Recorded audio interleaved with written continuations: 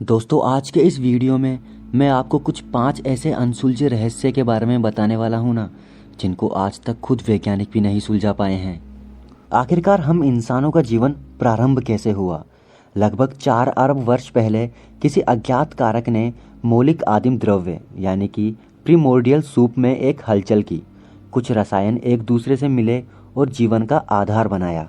और ये अणु अपनी प्रतिकृति बनाने में सक्षम थे, यानी कि अपनी ही तरह दिखने वाले सिमिलर चीज़ें यह बना सकते थे। समस्त जीवन इन्हीं अणुओं के विकास से उत्पन्न हुआ है।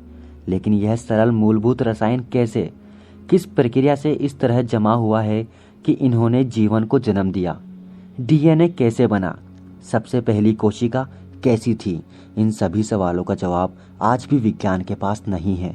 दोस्तों, अगर आप साइंस फैकल्टी से हैं तो स्टैनली और मिलर के प्रयोग को आप जानते होंगे। उनके प्रयोग के 50 वर्ष बाद भी वैज्ञानिक एकमत नहीं हैं कि जीवन का प्रारंभ आखिरकार हुआ कैसे है, हम इंसानों की उत्पत्ति कैसे हुई है। कुछ कहते हैं कि यह धूमकेतुओं से, कुछ के अनुसार यह ज्वालामुखी के पास के जलाशयों से प्रारंभ हुआ है और कुछ के अनुसार वह समुद्र के उल्कापात से प्रारंभ हुआ है। लेकिन बिल्कुल सटीक और सही उत्तर क्या है, यह बात आज तक कोई भी वैज्ञानिक एक्सप्लेन नहीं कर पाया है। किस चीज से बना है हमारा ब्रह्मांड?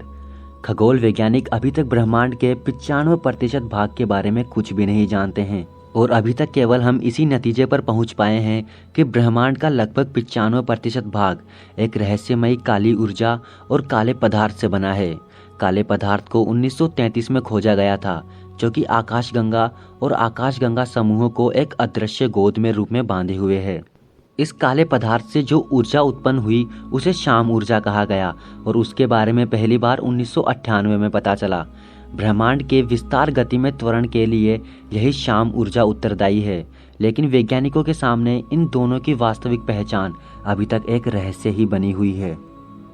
क्या इस सृष्टि में और भी ब्रह्मांड हैं? हमारा ब्रह्मांड एक असंभाव्य अविश्वसनीय जगह है।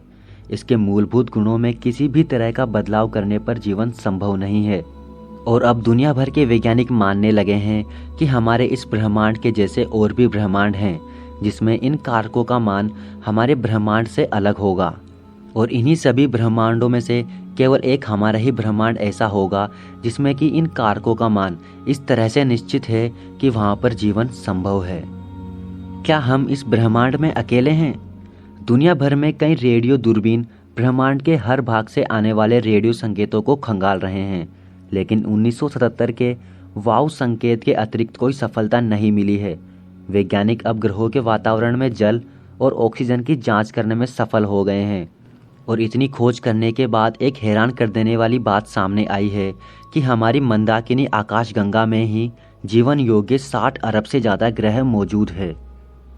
मानवता का आधार क्या है? क्या हमारा डीएनए ही मानवता का आधार है? चिंपैंजी का डीएनए मानव डीएनए से 99% मेल खाता है, वहीं केले का 50%। हमारा मस्तिष्क अधिकतर प्राणियों से बड़ा है, लेकिन सबसे बड़ा नहीं। मानव को अन्य प्राणी से अलग साबित करने के लिए कुछ महत्वपूर्ण गुण हैं, जैसे कि भाषा, दर्पण में स्वयं को पहचानना। अब कुछ प्राणियों में भी देखे गए हैं यह गुण। वैज्ञानिक सोचते हैं कि पकाने की कला और अग्नि पर कुशलता ने शायद हमारे मस्तिष्क को विशाल होने में मदद की है, लेकिन विज्ञान इतना आगे बढ़ जाने पर भी यह पता नहीं लगा पाया है कि मानवता का आखिरकार असली आधार क्या है। दोस्तों, आज के इस वीडियो में मैंने आपको कुछ अलग हटकर नॉलेजेबल बात बताने की कोशिश की है। अगर आपको यह वीडियो थोड़ा भी पसंद आया हो तो वीडियो को एक लाइक ज़रूर कर देना और वीडियो के नीचे आए लाल कलर के सब्सक्राइब वाले बटन को दबाना बिल्कुल भी ना भूलें। वीडियो को आखिर तक देखने के लिए आपका धन्यवाद।